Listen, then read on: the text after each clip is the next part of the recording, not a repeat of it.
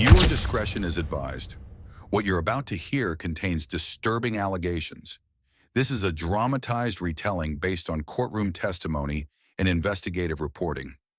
The trial of Sean Diddy Combs was already making headlines. Accusations of trafficking, coercion, and secrets buried behind celebrity walls. But no one expected Ashton Kutcher to take the stand. America knew him as the funny guy, the prankster, the tech-savvy star. But in that Manhattan courtroom, that image faded. The room fell silent as he entered, not with confidence, but with the weight of truth. Ashton looked cornered, sweating, eyes searching for exits. He wasn't there to promote anything. He was there to testify. Under oath, he confirmed years of closeness with Combs, the parties, the ventures, the inner circles. What began as admiration turned to guilt.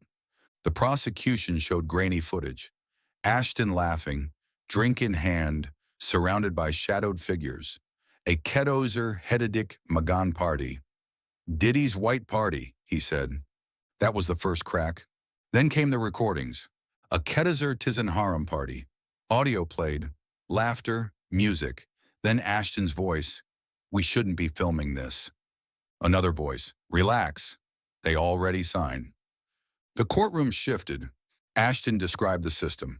Vetted guests, phones taken, NDAs at the door. Some were models, he said. Some weren't. But none knew what they were walking into. He described the new Hollywood rat pack. Diddy, Masterson, Valderrama, and himself. What started as fun turned into curated access. Only certain people saw what really happened. He remembered a guest who looked terrified. I asked if she was okay. She said, "They told me not to talk."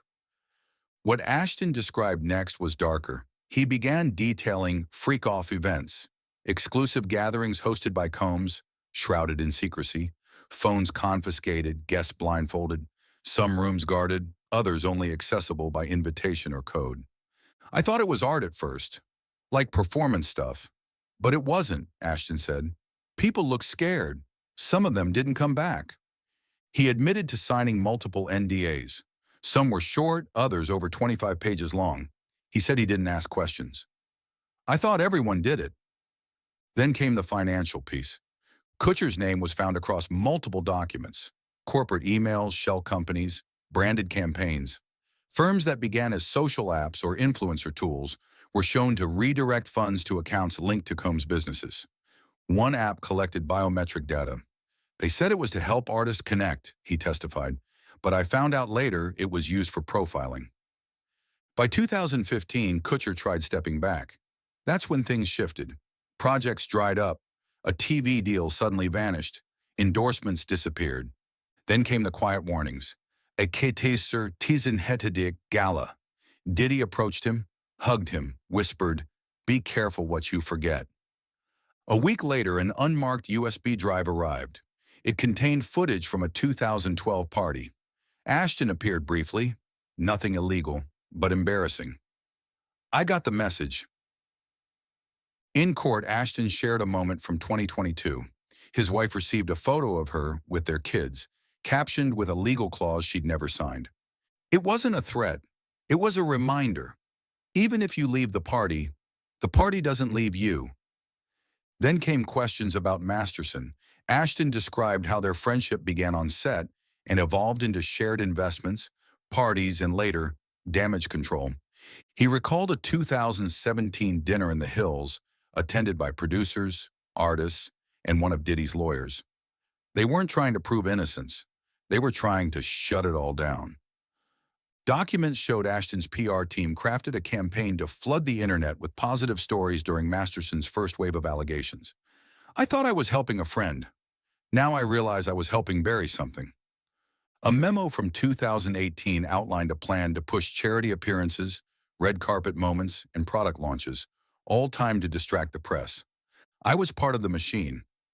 By 2019, he said, things began spiraling. He recalled receiving a warning. If one of us goes down, we all go down. That same year, he received footage from an old Hamptons party.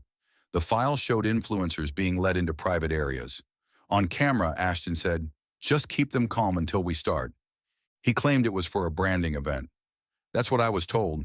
But looking back, I don't know. By 2020, Ashton began scrubbing everything.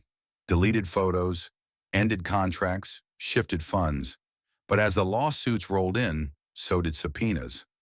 His name surfaced again and again.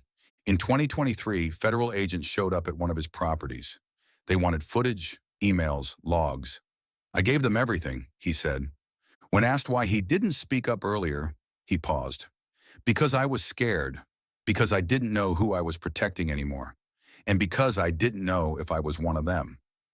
He described a system: fixers, medics, drivers, NDAs, private jets, rooms that got remodeled overnight, stories that disappeared.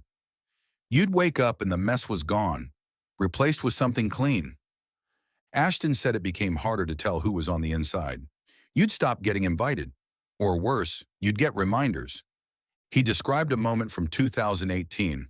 A woman left one of the events shaken. He asked what happened. She whispered, "They told me I was lucky." That stuck with him. By 2021, he began severing ties, quietly, carefully. But the damage was done. The public began to see through the image. You ever try to erase a part of your life? He asked the court. The problem is, someone else always has a copy. Ashton explained how even when he tried to break free, conversations followed him. PR firms dropped him. Endorsements vanished. Investment deals froze. The deeper I tried to retreat, the louder the silence got. He ended his testimony with a statement directed not just at the court, but at the public. I stayed quiet too long. Not because I didn't care, but because I got used to being protected. Because I had a brand, a career, a family. I thought if I ignored it, it would go away. But it didn't. He looked to the judge. If you need emails, records, names, I won't fight it. I've done enough fighting for the wrong people. The courtroom stayed still. Even Diddy didn't flinch. Because in that moment, they all knew. This wasn't about redemption. It was about exposure. Ashton Kutcher, the man once known for laughter and light, had finally told the truth, and the world would never see him the same again.